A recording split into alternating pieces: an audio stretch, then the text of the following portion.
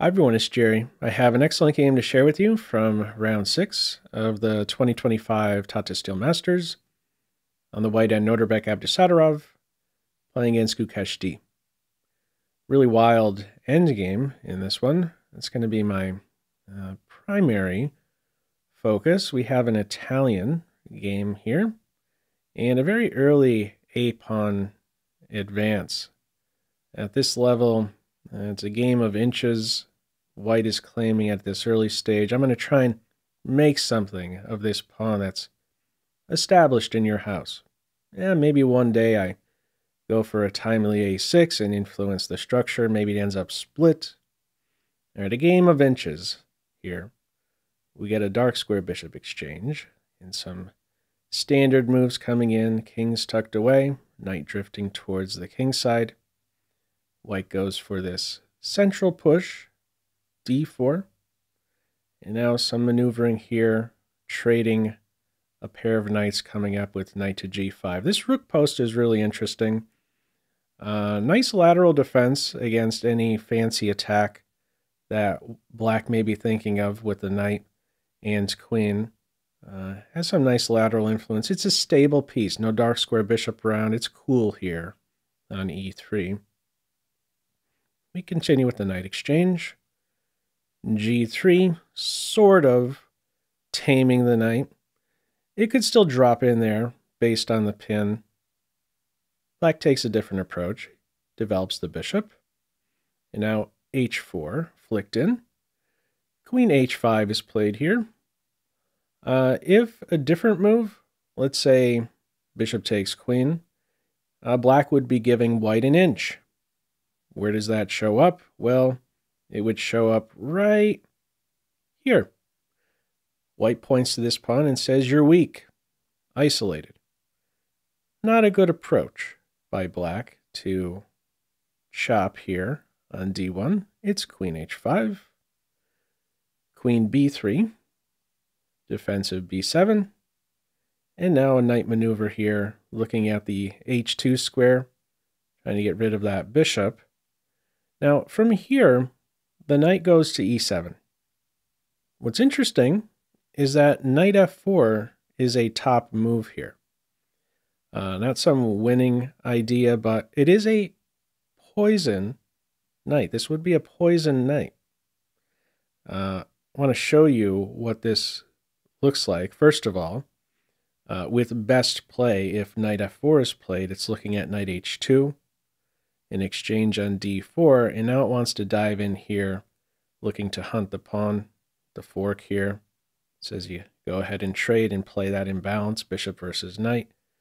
I'd say it's kind of risky to play in this way as black. If we look at this, to have the queen tethered to the defense, even for just a moment, still feels like a very healthy position here for team white. Even though there is no light square bishop and there are these couple holes, the knight provides some nice security for the king side. I want to point out why this knight is in fact poison if knight F4 was played instead of the move in the game. What would happen if you pick up this knight? Well, check this out. This is a really dangerous pawn. Controls the knight, takes away squares from the rook. Look at also the bishop. There aren't really many options for the rook. Rook D3 is the top move. Let's say you go somewhere else in this position, black would be winning.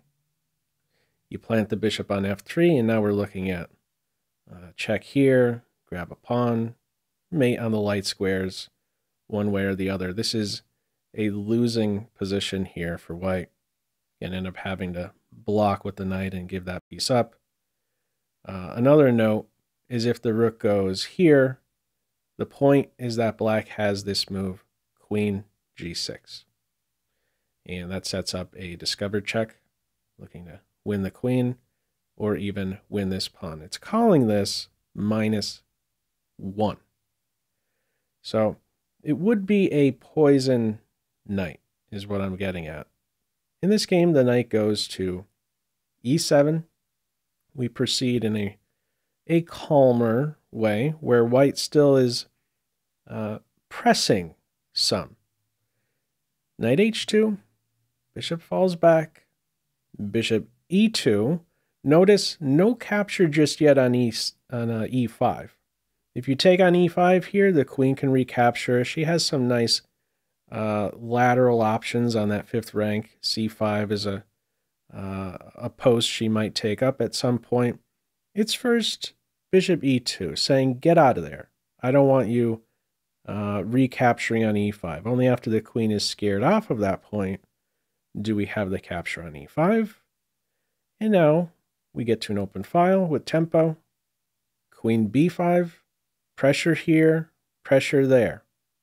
Defense, undermining the support now of c6. Bishop runs in reverse. Queen's eyes open up to this c6 square. Pawn takes, there's rook takes. Hitting the queen, targeting b2. This point is secure. It's a flashy move, underdeveloping like this. In comes h5. Couple invasive pawns here. Now, this is a pawn fixed on a light square. I'll sometimes draw attention to, only one bishop around. You want to coordinate your bishop with the pawn. There's a lot more at play in such a position here. This pawn is super invasive. In some cases, it paves the way for a mating net. Controlling g6, can envision, let's say, no black rooks on the 8th rank and white rooks doubled up there.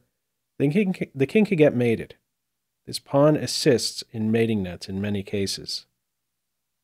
Where does the queen go? f6, rook f3, continuing to bother Team Black. Bishop gets back to c4 with tempo. Queen backs off.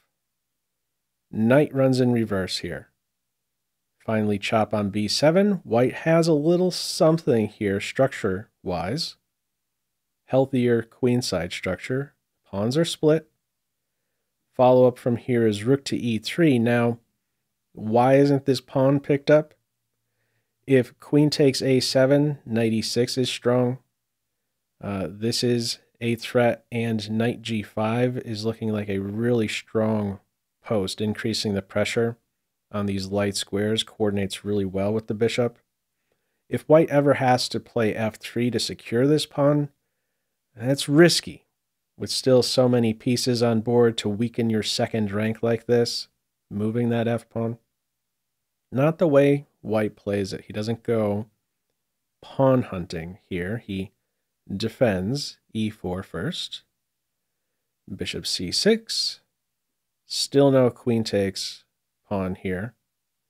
If queen takes pawn, you're in trouble. Your queen is officially toast. So let's not take the pawn in this case. Some defense here of a2. And pressure, coordinating with the bishop. Knight b7, b4, taming the knight. Knight d6. We get a light square bishop exchange. Rook recapturing. And some repositioning. The rook really isn't necessary here on this e3 square. It's defending the queen. c6, rook a5, the queens are off. Position remains about level. Slightly healthier queenside structure. How is black going to deal with that? Well, he first preps a c5 advance. Now, if this pawn is captured, we're going to see knight b5, and this pawn is tracked down. So we improve the knight. Going after the e5 pawn, we get the break in there, and so much for white having a healthier queenside structure. The queenside is no longer. The attention now turns specifically towards the kingside, where white has still a little bit of pressure here. He's on e5. White from here plays rook d7, goes after the knight, questions this piece. If white takes on e5 instead, this rook comes to e8. It's a problem here, and after the knight moves, there's going to be a problem there on e4. Also note there's no supporting the knight with f4. That would drop g3. So, a little pressure here on after rook takes c3. A little pressure here on d6. The knight goes to e8 in this game. Black has his eye on the f6 square. Put some pressure on h5. He's really trying to track this pawn down, the invasive pawn. It says you could play knight c4 here and put up a fight still over this e5 pawn. Has a different idea in mind. Knight e8 it is. Knight takes pawn, knight f6, and from here rook e7 is played. That is top. Now, if you go in for rook takes f7 here, you're asking for trouble. Not that you're losing, but there's a restriction now on your knight. Placing your rook in the line of fire like this. Black would be able to play rook e8, issue here and there. It says top at this stage is to give up the exchange. It calls this about equal. All right. White is not going in for the pawn grab. It's rook e7. It's out of the line of fire. And from here we have rook to b4. Black applying more pressure to e4. But this pawn is actually poisoned. I want to also note, if knight takes h5 here, now you could take on f7. No problems here. King stepping over, no issue. You just slide across. You're not uncoordinated as white. So black does not pick up the h5 pawn here. He has his eye on e4, but it's a poison pawn. White can now consolidate here. He continues with g4. h5 is defended. White is up a healthy pawn. Black from here plays rook c5. Puts pressure on the knight. What's the issue if black picks up the e4 pawn? We'll look at these two. Knight takes first and rook takes. If knight takes, the knight isn't controlling e8. There would follow rook e8 check, and then check out this cool double attack. Knight takes pawn. A second attacker, only one defender, and there's a mate in one threat. This pawn is invasive. It's paving the way for a mate. The knight will soon be won. And if we capture in a different direction, first with the rook, we first exchange on e4. And once the knight is not controlling e8, now we go there, and it's the same story. In this case, one attacker, no defenders. And yet again, there is that mate threat on h8. The short story here is that this pawn is poison. Rook c5 in this game. f3. Black blunders here. He plays king f8.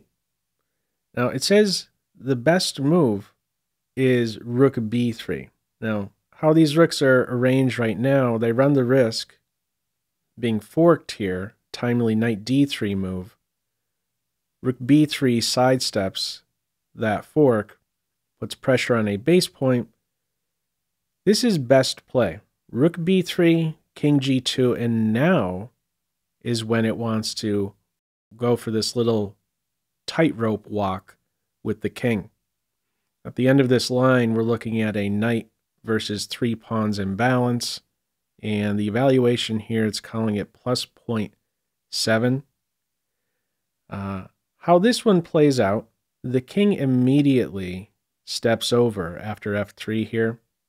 He immediately steps over to f8, so these rooks are still going to be in some hot water now. This knight d3 move is going to hit. The response to king to f8. Rook takes f7, king e8, and now knight to d3. You take my rook, I take yours. Either one you could take. How does black play it? Rook b1 check, king g2, rook c3. All right, not so fast. The knight gets back to e5. We're defending the rook. Return. Put some pressure on the knight.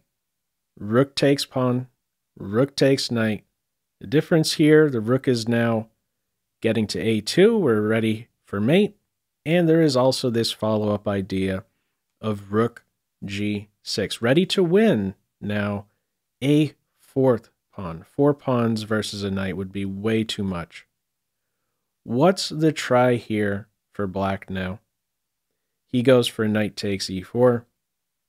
There's only one winning continuation for white now. He does find it. Rook e2 is played here, placing the knight in a pin. If pawn takes knight, this is going to be a drawn rook and pawn ending. Having this one extra pawn will not be enough. The win here for white is with rook to e2, rook g5, rook takes h6, 3 pawns versus the knight. Knight c5, rook c6, knight a4, rook a6, and from here the rook goes to a8. I want to point out something. My initial impression of this ending here is that it would be okay to go ahead and exchange a pair of rooks. Just felt like you could kind of make progress here. Not a king move at this moment here, but in general, I felt that it would be easier to kind of advance the pawns in this scenario here with just one rook off. Computer says, however, that this is going to be a draw with best play. That's just my initial feel of this ending. It is off. I just want to share my assessment. My general feel was to exchange a rook. But how white plays it here, he keeps both rooks on. This is the winning way. Knight c5, rook a8 check, king f7. From here, another check is flicked in. And after king f6, this rook goes down here to a8. So we see these moves in the game. This is now a draw. What I want to show you is the winning approach here for white, taking it from this moment here. Now, this is not at all simple. There are many ways, many different variations you would have to, many different moments where you'd have to find only moves. Just want to emphasize the difficulty of this ending. A winning way for white from this moment would be with h6. He ends up playing h6 in the game, but at a different moment, once this rook is on e8, h6 is winning here. Now, let's see how play could continue if h6 was played. After king g6, white would have to find an only move, maybe not the most difficult only move to spot. You can't land a check on these squares here because of this pesky knight. So you'd have to play rook h8 to babysit the pawn. Now let's say this rook comes over here, more of an active square, nice and central. Another only move here for white would be with rook e7. Now from this position, there's a couple different approaches black could take. One where you go all in for some caveman attack going after the king, and another where you play a bit more on the defensive side with rook to d7. Let's touch on each briefly. Let's start first with this aggressive approach. Let's say a check, and then these rooks getting stacked here. White would have to be careful. White runs the risk of maybe getting mated. With the rooks on the G and H files, the knight maybe taking away this f4 square from the king.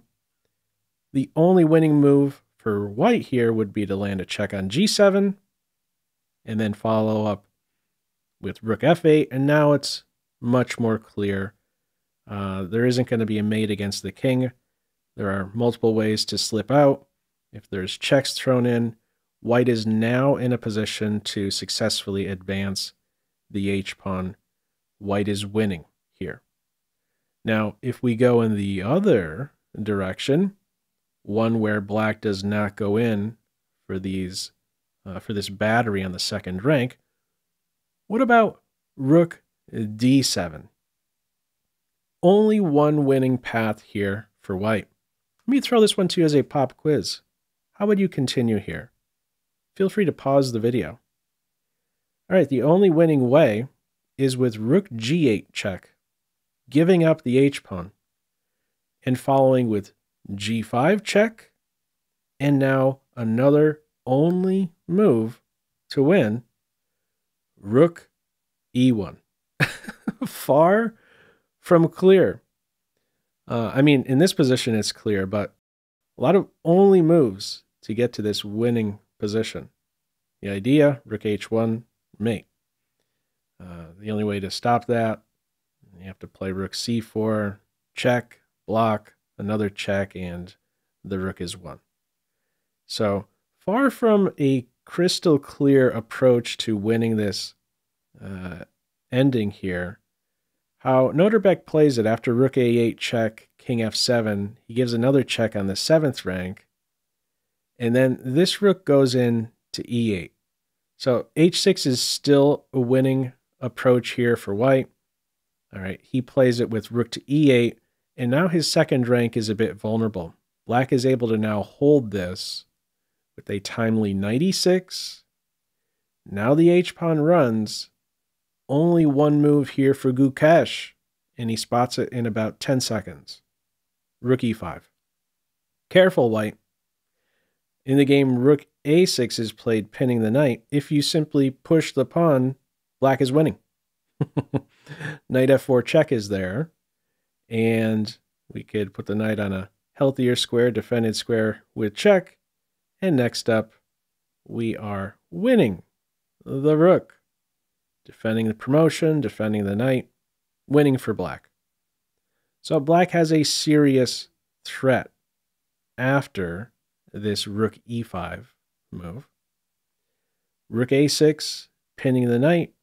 Rook c2 check follows. From here, king f1 is played. If you step up, this is the natural move to stay hugging these pawns. If you play in this way, the black rooks get to double up. Yet again, white runs the risk of getting mated. Rook g2, h2, the other rook here. It's going to be mate shortly. White could get out of the mate threat, but this would mean you'd have to sacrifice a rook for a knight. You may find this interesting, if I'm going to carry it out a little bit. It says you could go ahead and maintain the rook, and it be a draw or even exchange the rook. I'm not touching this ending. It says this is a draw. Feel free to dive into that one if you want to. It says it's a draw.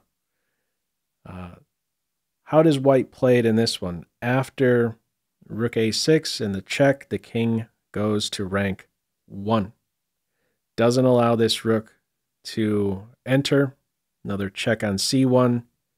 The king goes to f2 here. We end up repeating rook on these two, king on these two. If the king returns to g2, black would be winning.